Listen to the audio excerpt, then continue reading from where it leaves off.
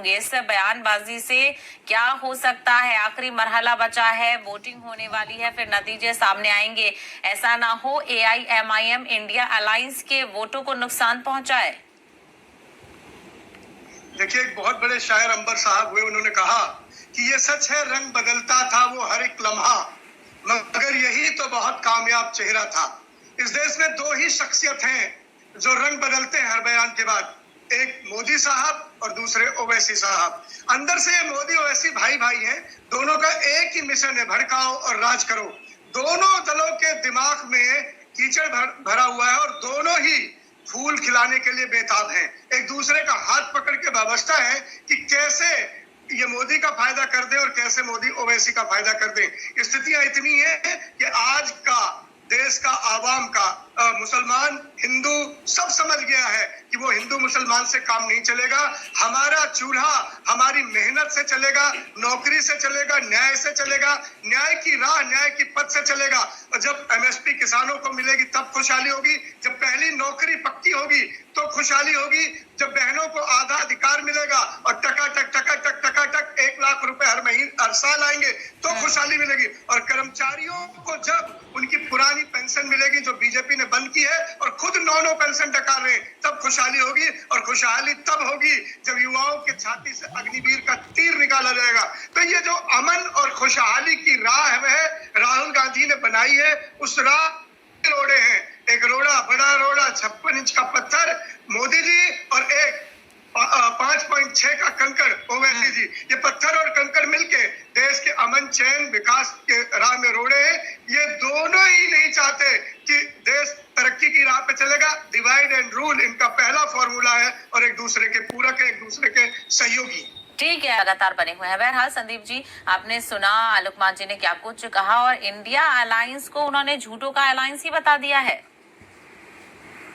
देखिए, इस देश का दुर्भाग्य ये है कि फूल मोदी है और कली ओवैसी, और किसी दरवाजे में कभी कोई खिड़की नहीं आती।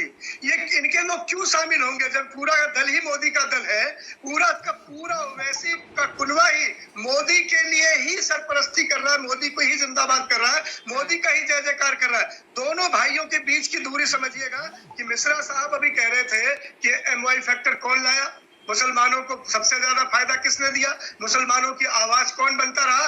और इधर लुकमान साहब क्या कहते रहे, कांग्रेस ने कुछ नहीं किया, सपा ने कुछ नहीं किया, जिंदाबाद करते रहे।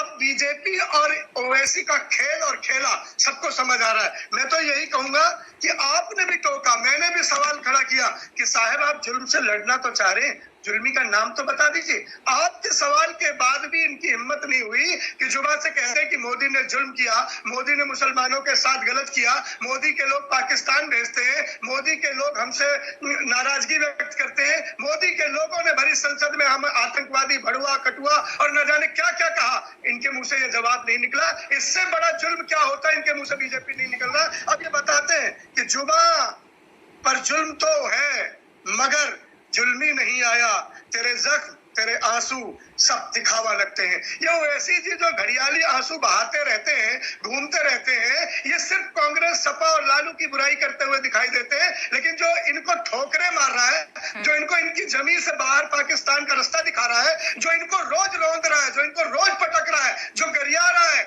जो इनको मखौल उड़ा रहा है, जो इनको एक जगह खड़ा नहीं होने देता, एक टिकट नहीं देता, उसकी आरती, उसके गीत गाते नजर आते। आप बता दीजिए, गुलाम नबी साहब को 50 साल तक सांसद किसने बनाया? इमरान प्रतापगढ़ी आज देश के मुसलमानों की सबसे बुलंद आवाज है, वो किसके साथ है? इमरान मसूद साहब बुलंद आवाज किसके?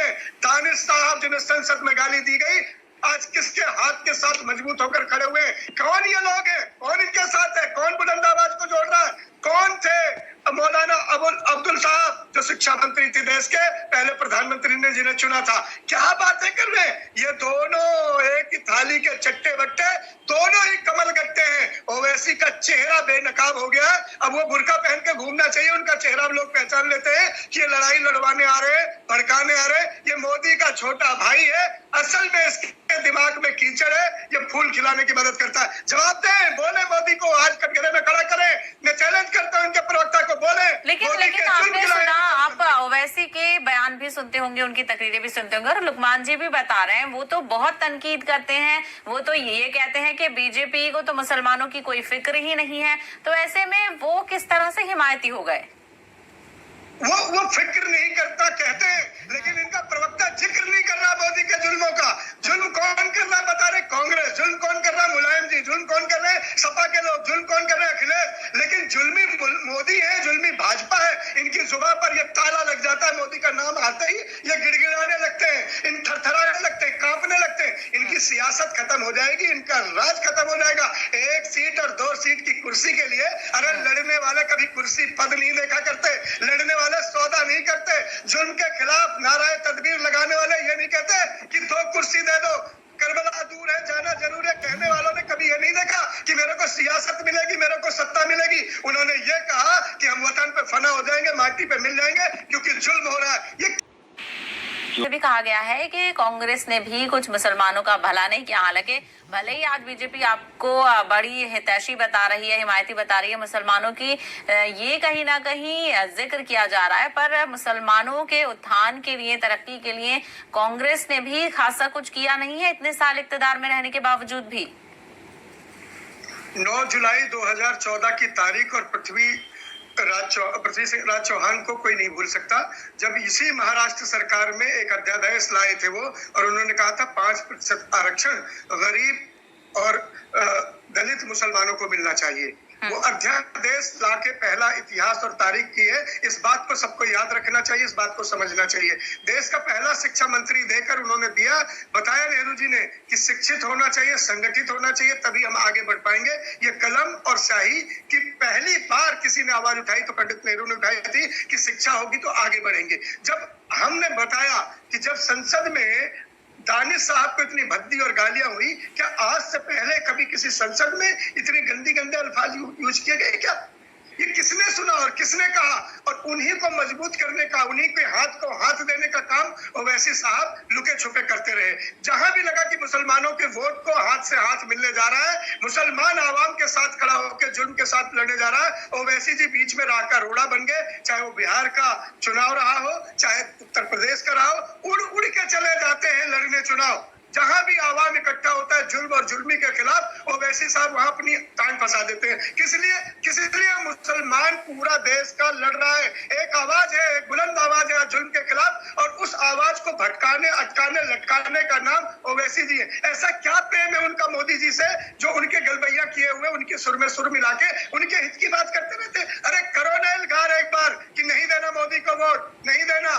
बड़ा पत्थर हटाओ, छोटे पत्थर से तो निपट लोगे। हमने कुछ गलतियां की होंगी, हम पर 100 आरोप लगा लीजिए आप, हम जिम्मेदार हैं। हम तो रवि किशन जी का भी जिम्मेदार है, उनके यहाँ चौथा बच्चा हुआ साहब, उन्होंने ऐलानिया चैनल पे कह दिया कि मेरा जो बच्चा हुआ वो नेहरू जी की वजह से हुआ। नेहरू जी को गए कब, कितने साल हो गए? हम तो जिम्मेदार हैं साहब, घर में औलादे भी होती है तो हम जिम्मेदार हैं। हम पर आरोप लगा लीजिए, लेकिन आज आप सताए किससे जा रहे हैं? आज आपके गाल लाल कौन कर रहा है? आज आपको दोयम दर्जे में कौन रख रहा है? आज हथकड़ियों में कैद लोगों के गोली धाए कौन मार रहा है? कौन ब्राह्मणों की गाड़ियां पलट रहा है? किसके बुलडोजर से मां बेटियां जलाई जा रही है? कौन आवाम और अमन का दुश्मन है? ओवैसी साहब को ये क्लियर करना पड़ेगा। मुझ पर आरोप लगाकर, सपा पर आरोप लगाकर, इन पर आरोप लगाकर एक बड़े भस्मासुर को जिंदा करते रहेंगे आप, तो आप आवाम के और अमन के दोनों के गुनाहगार